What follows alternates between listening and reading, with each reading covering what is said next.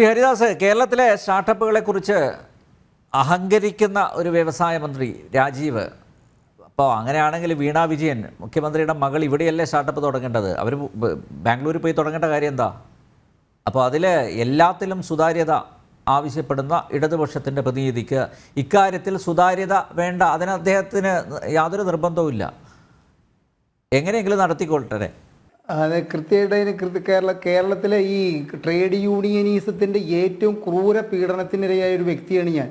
22 കൊല്ലം ഒരു കമ്പനിയിൽ ജോലി ചെയ്തിട്ട് പല രാത്രികളിലും ആത്മഹത്യയെക്കുറിച്ച് ചിന്തിച്ചിട്ടുണ്ട്. ഈ ട്രേഡ് യൂണിയനിസം കൈകാര്യം ചെയ്യാൻ പറ്റാണ്ട് അത് ചെയ്യേണ്ട വ്യക്തി ഞാനാണ്. ഇവന്മാർക്ക് കാശ് വാരിക്കോരി കൊടുത്ത് മടുത്ത് അവസാനം ജീവിതം അവസാനിപ്പിച്ചാൽ മതിയെന്ന് വിചാരിച്ച ഞാൻ പലപ്പോഴും വിചാരിക്കാറുണ്ട്, ഈ വീണ വിജയൻ ഈ സ്റ്റാർട്ടപ്പ് കേരളത്തിൽ തുടങ്ങാതിരുന്നത് ഇവിടുത്തെ ട്രേഡ് യൂണിയനിസം ഭയന്നിട്ടാണോ, അതും CITU എന്ന് പറയുന്ന ട്രേഡ് യൂണിയനിസം ഭയന്നിട്ടാണോ എന്ന് പലപ്പോഴും ചിന്തിക്കാറുണ്ട് സിനാലിൻ നമ്പ്യാർ. അപ്പോൾ ഇവിടെ ശ്രീ ജയരാജും പറഞ്ഞു, അതുമാതിരി തന്നെ ഇവിടുത്തെ വ്യവസായ വകുപ്പ് മന്ത്രിയും ഇവിടുത്തെ വാതിലുകൾ സ്റ്റാർട്ടപ്പ് തുടങ്ങാൻ വേണ്ടിയിട്ട് ഒരു ഏകജാലക സംവിധാനത്തിലൊക്കെ ഉണ്ടായിട്ടും ഇവർ പോയിട്ട് ഈ ബാംഗ്ലൂരിൽ മറ്റേ സ്റ്റാർട്ടപ്പ് തുടങ്ങിയതിൻ്റെ നമ്മൾ പറയില്ലേ ആ മനോവികാരം എത്ര തന്നെ ആലോചിച്ചിട്ടും എനിക്ക് പിടുത്തം കിട്ടുന്നില്ല. ശ്രീ ജയരാജ്, താങ്കൾ ഒരു കാര്യം മനസ്സിലാക്കുക, ഇത് പൂട്ടാൻ വേണ്ടി തുടങ്ങിയ ഒരു കമ്പനിയാണ് എക്സാലോജിക്. അതിലൊരു സംശയവുമില്ല. അമ്മയുടെ പെൻഷൻ പണം കൊണ്ട് ഒരു മകൾ ഒരു സ്റ്റാർട്ടപ്പ് കമ്പനി തുടങ്ങുന്നു. പിറ്റേ ദിവസം 70 ലക്ഷം രൂപ ബാങ്ക് ലോൺ വന്നിട്ട് ഈ അക്കൗണ്ടിലേക്ക് വീഴുന്നു. ഇതിൻ്റെ നമ്മൾ പറയില്ലേ, ഇതിൻ്റെ ബാലൻസ് ഷീറ്റിൻ്റെ ഒരു കോപ്പി കിട്ടിയതിൽ നിന്ന് ഞാൻ മനസ്സിലാക്കിയിട്ടുള്ളതാണ്. 68 ലക്ഷം രൂപ 4 മാസം കൊണ്ട് ശമ്പളം കൊടുക്കുന്നു. ആർക്ക് കൊടുത്തു എന്നുള്ളത് അതിൽ കണക്കില്ല. 68 ലക്ഷം രൂപ ശമ്പളം കൊടുക്കുന്നു.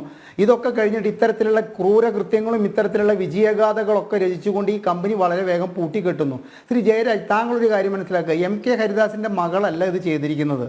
കേരളം ഭരിക്കുന്ന മുഖ്യമന്ത്രിയുടെ മകള് തൊട്ടയൽ സംസ്ഥാനത്ത് പോയിട്ട് ഒരു സ്റ്റാർട്ടപ്പ് കമ്പനി തുടങ്ങിയിട്ട് അതൊരു കൃത്യസമയത്തിനുള്ളിൽ ഇത്തരത്തിലുള്ള ദുരൂഹമായിട്ടുള്ള പണമിടപാടുകൾ നടത്തിയിട്ട് അത് പൂട്ടിയെങ്കിൽ അതിൻ്റെ കൃത്യമായിട്ടുള്ള, ഞങ്ങൾ പറയുന്നു സീസറിൻ്റെ ഭാര്യ പരിശുദ്ധയാകണമെന്ന് പറഞ്ഞപ്പോൾ ഒരു മന്ത്രി രാജിവെച്ച ഈ സംസ്ഥാനത്തിൻ്റെ മുഖ്യമന്ത്രിയുടെ മകള് സീസറിൻ്റെ ഭാര്യയെ പോലെ തന്നെ പരിശുദ്ധയായിരിക്കണം. കാരണം അവർ മുഖ്യമന്ത്രിയുടെ മകൾ മാത്രമല്ല, അവരൊരു സംസ്ഥാനത്തിൻ്റെ ഒരു PWD മിനിസ്റ്ററുടെ ഭാര്യ കൂടിയാണ്. അത് സാധാരണക്കാരെ പോലെ വിരൽ ചൂണ്ടിക്കൊണ്ട് ഇതൊക്കെ സാധാരണ സംഭവിക്കാറുള്ളതാണ് എന്ന് പറഞ്ഞിട്ട് തള്ളേണ്ട ഒരു വിഷയമല്ല അത്. അവരെ ജനങ്ങൾക്ക് മുന്നിൽ അവർ ക്ലിയർ ആയിരിക്കണം.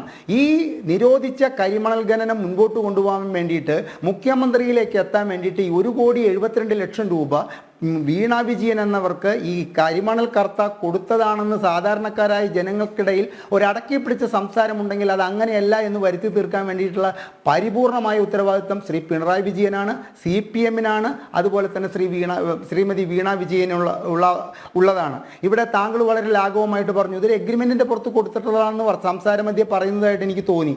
ഈ എഗ്രിമെൻ്റ് പുറത്ത് വിട്ടാൽ തീരുന്ന പ്രശ്നമല്ലേ ഉള്ളൂ ഇത്. ഇനി അതുമല്ല, ശ്രീ AK ബാലൻ പറഞ്ഞത് എന്താ, ഇതിന് GST അടച്ചിട്ടുണ്ട്. GST അടയ്ക്കണമെങ്കിൽ 39C എന്ന, ഞാനൊരു സ്ഥാപനം നടത്തുന്ന വ്യക്തിയാണ്, ആ ബില്ലിൻ്റെ മുകളിൽ വളരെ വ്യക്തമായിട്ട് എഴുതിയിട്ടുണ്ട് GST വകുപ്പിൻ്റെ 39C എന്ന പ്രകാരമാണ് ഈ അത്തരത്തിലുള്ള ബില്ലുകൾക്ക് മാത്രമേ GST അടയ്ക്കാൻ പറ്റുള്ളൂ. ഈ 1.72 കോടി രൂപ കൈപ്പറ്റിയതിന് ഒരു ഇൻവോയ്സ് കൊടുത്തിട്ടുണ്ടെങ്കിൽ ആ ഇൻവോയ്സിൻ്റെ കോപ്പി പുറത്തു വിട്ടാൽ തീരുന്ന പ്രശ്നമല്ലേ ഉള്ളൂ. അതും പുറത്തു വിടുന്നില്ല, ഈ കരാറും പുറത്തു വിടുന്നില്ല, അന്വേഷണ ഏജൻസികളുമായിട്ട് സഹകരിക്കുന്നില്ല, അന്വേഷണം തടസ്സപ്പെടുത്താൻ വേണ്ടി കോടതികളിൽ പോയിട്ട് സ്റ്റേ ഓർഡറിന് വേണ്ടി ശ്രമിക്കുന്നു. താങ്കൾ ഒരു കാര്യം മനസ്സിലാക്കുക, ഒരു മലബാർ സിമൻറ്റിലെ കോടികളുടെ കൊള്ളയും ഒരു 2 പിഞ്ചുകുട്ടികളും ഒരു വ്യക്തിയും മരിക്കാൻ സാഹചര്യം ഒരുക്കിയത് ഒരു ചാക്ക് രാധാകൃഷ്ണനാണ്. ചാക്ക് രാധാകൃഷ്ണനുമായി ബന്ധപ്പെട്ടിട്ടുള്ള ഇത്തരത്തിലുള്ള ആരോപണങ്ങൾ വന്നിട്ടുള്ളത് കോൺഗ്രസ് നേതാക്കളെ ചുറ്റിപ്പറ്റിയല്ല. അതും വന്നിരിക്കുന്നത് CPM നേതാക്കളെ കുറിച്ചിട്ടാണ്. ഇപ്പോൾ ഒരു കരിമണൽ ശശിധരൻ കർത്തായുടെ പേരിൽ ഒരു കരിമണൽ ആരോപണം വന്നിരിക്കുന്നത് ഒരു KSIDC എന്ന് പറയുന്ന ഒരു പൊതുമേഖലാ സ്ഥാപനത്തിൻ്റെ പേരിലാണ്. മലബാർ സിമൻറ്റും ഒരു പൊതുമേഖലാ സ്ഥാപനമായിരുന്നു, KSIDCയും ഒരു പൊതുമേഖലാ സ്ഥാപനമായിരുന്നു. ഇത്തരം പൊതുമേഖലാ സ്ഥാപനങ്ങളിൽ കരിനിഴൽ വീഴ്ത്തിക്കൊണ്ട് തങ്ങളുടെ ആധിപത്യം ഉറപ്പിക്കാൻ വേണ്ടിയിട്ട് ഇവിടുത്തെ പണ്ട് ഞങ്ങളെ പറഞ്ഞ് പഠിപ്പിച്ചിരുന്നൊരു കാര്യമുണ്ട്, അതായത് കുത്തക ബൂർഷ്വാ മുതലാളിമാർ ഇറങ്ങിയിട്ടുണ്ടെങ്കിൽ അവരെ സപ്പോർട്ട് ചെയ്യാതെ ഇത്തരത്തിലുള്ള പ്രവണതകൾ മുളയിലെ നുള്ളിക്കൊണ്ട് മുൻപോട്ട് പോകാൻ തയ്യാറാവുകയാണ് വേണ്ടത്. അല്ലാണ്ട് ഇതിനെ എല്ലാവരും കൂടി ഇരുന്ന് ന്യായീകരിച്ച് വെളുപ്പിച്ചാൽ തീരുന്ന ഒരു പ്രശ്നമല്ല ഇത് എന്നുള്ള കാര്യം ദയവ് ചെയ്ത് മനസ്സിലാക്കുക.